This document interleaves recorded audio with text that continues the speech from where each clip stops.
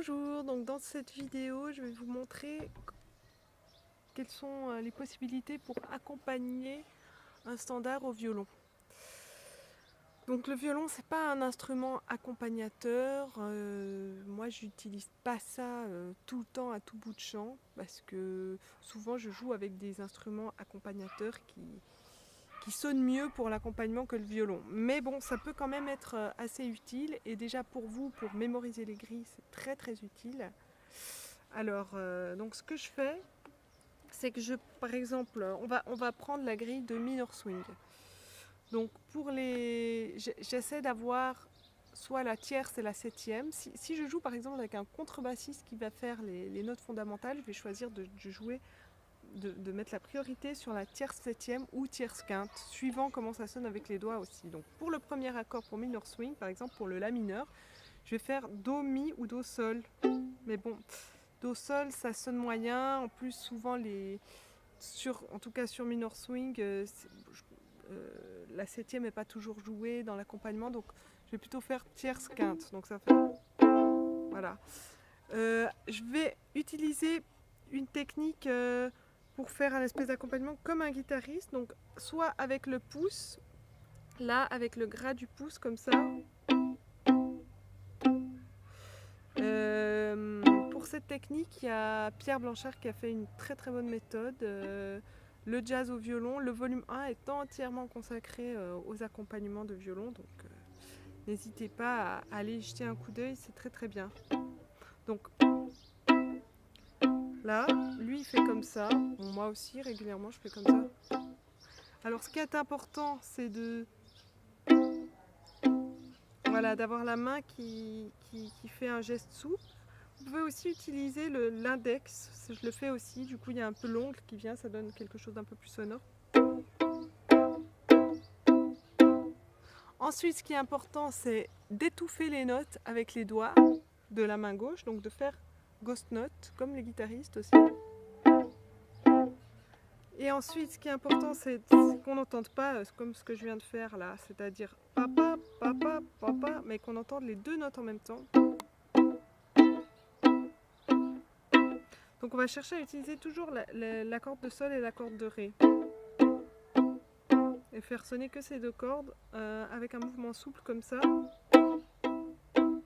avec les ghost notes. Et pour finir, en accentuant aussi le 2 et 4. Donc 1, 2, 3, 4, 1, 2, 3, 4, 1, 2, 3, 4, 1, 2, 3, 4, 1. Donc pour la suite des accords, donc pour mi mineur, je fais do et mi. Et si je suis toute seule à accompagner, je mets aussi un la parfois. Je change en fait. Comme ça, on entend quand même la couleur de la basse, s'il n'y a pas d'autre instrument qui fait la basse.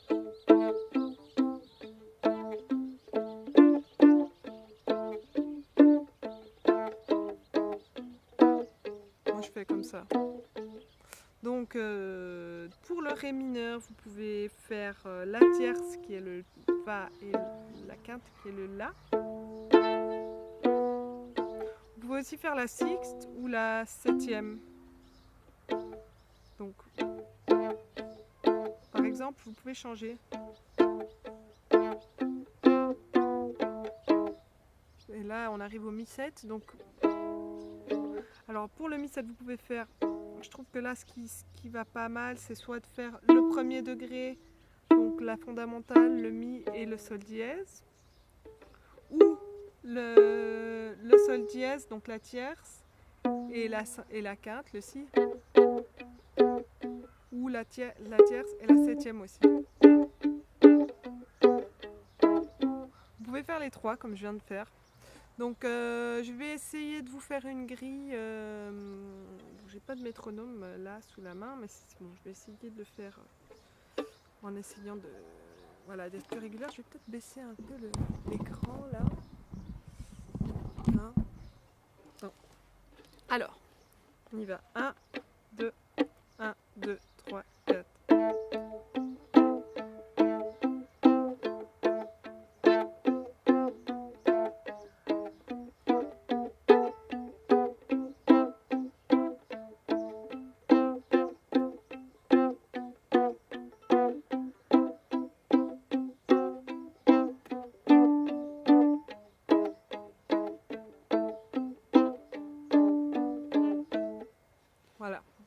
hyper régulier, mais j'ai fait de mon mieux.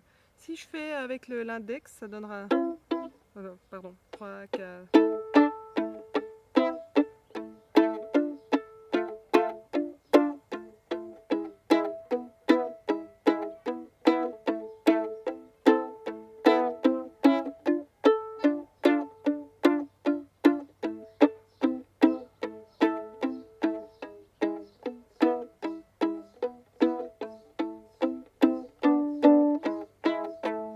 Voilà, bon.